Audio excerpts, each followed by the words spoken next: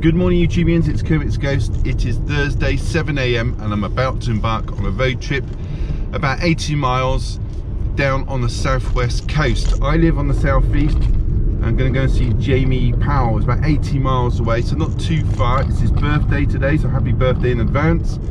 Going to pop there, get a bit of cake off Katie, have a cup of tea, and then we are going to go out to Poole and Bournemouth, see the sights, do a bit of Blu-ray hunting, give him a prezzy, and hopefully have a nice day, weather pending. Well, it's going to be a nice day either way, but hopefully the sun will be shining.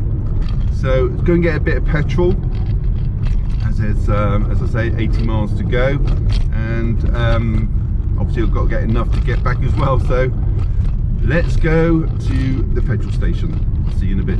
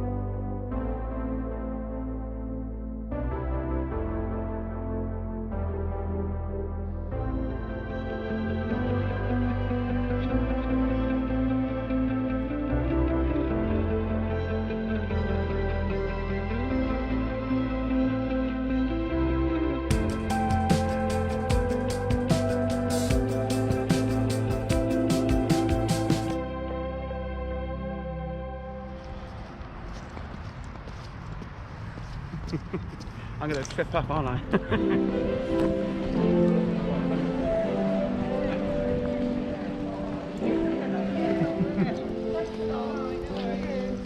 Poole.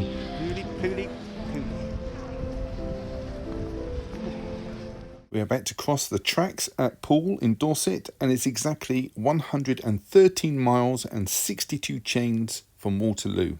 And in case you're wondering why I mentioned the word chains, they are a historic measurement in railway terms. There are 80 chains to 1 mile.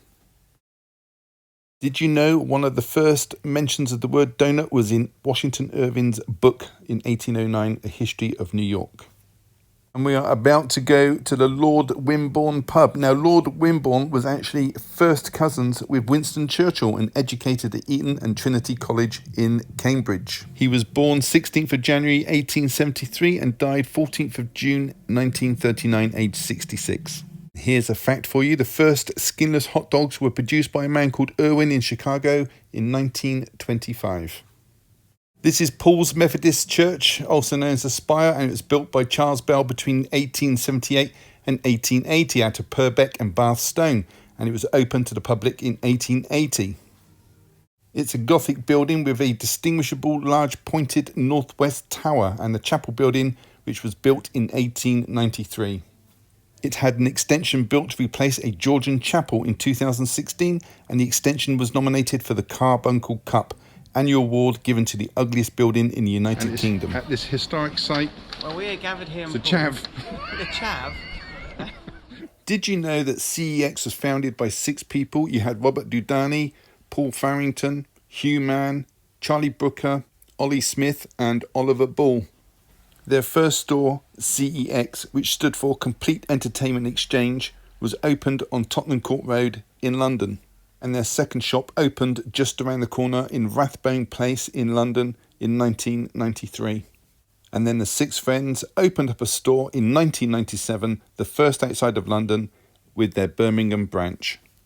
Their company has now more than 600 shops worldwide, including 380 shops in the United Kingdom, 65 in Spain, 37 in Ireland, 23 in Australia, 18 in India, 13 in the Netherlands, 9 in Poland, 19 in Portugal, 35 in Mexico, and 4 in Italy. One of the founders, Charlie Brooker, or Charlton Brooker, who was born on the 3rd of March 1971, is an English television presenter, author, screenwriter, producer, satirist and social critic. And as of December 2013, the CEX Group under Dominic Durant runs a designer exchange which buys leather goods, jewellery and handbags, with stores in Kensington, Chelsea, Knightsbridge, Manchester, Birmingham, Leeds and Madrid. Anyway, that's quite enough of that. Let's go and take a little look around Bournemouth.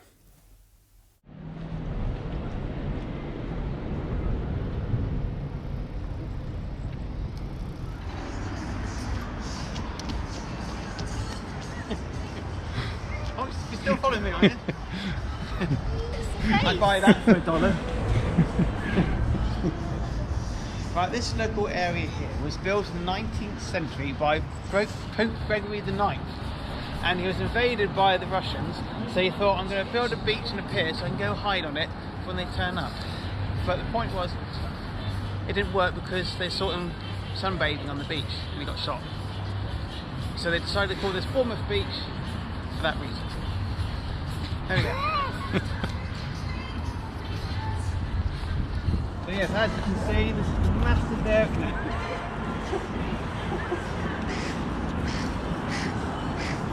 Be nice to actually see a sandy beach. Do you know the line?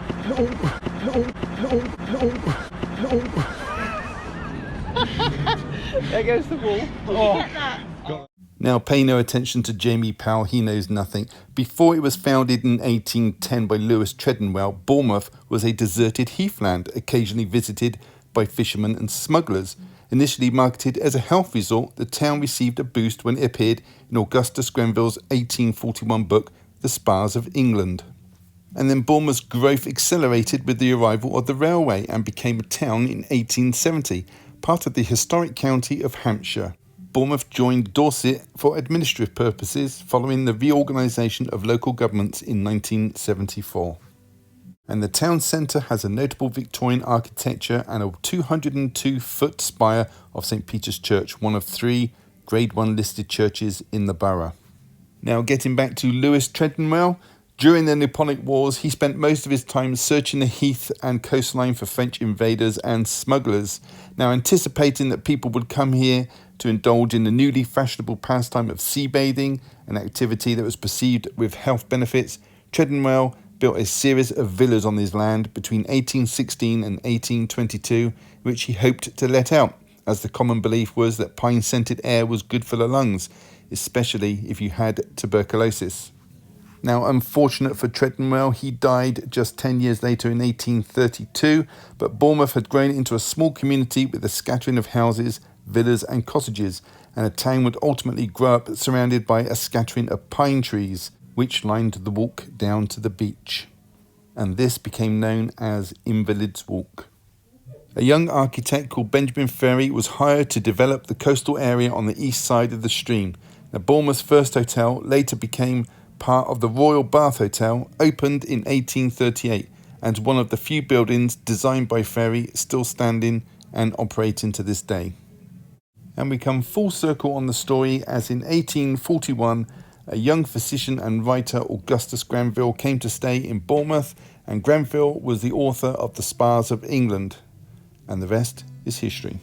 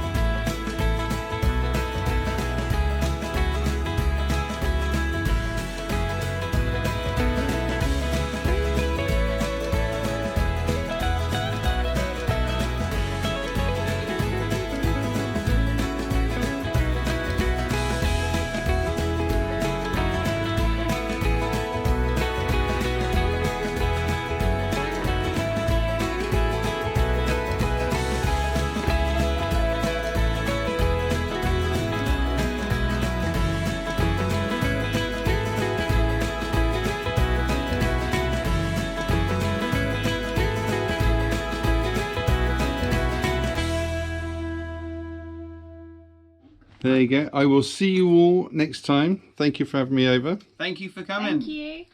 And I'm out of here. Simple as that. See you later, guys. So that is it. I've now finished in Bournemouth and I'm heading back to Brighton, back to rejoin the motorway. So a big thank you to Jamie and Katie for inviting me down today. Had a great day, had something to eat, met a couple of their friends, and we had a bit of a spend up. So I will show you what I picked up in Monday's video because it's getting late now.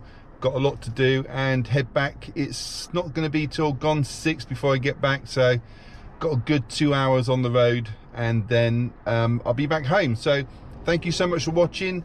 Take care and I'll see you all in the next one.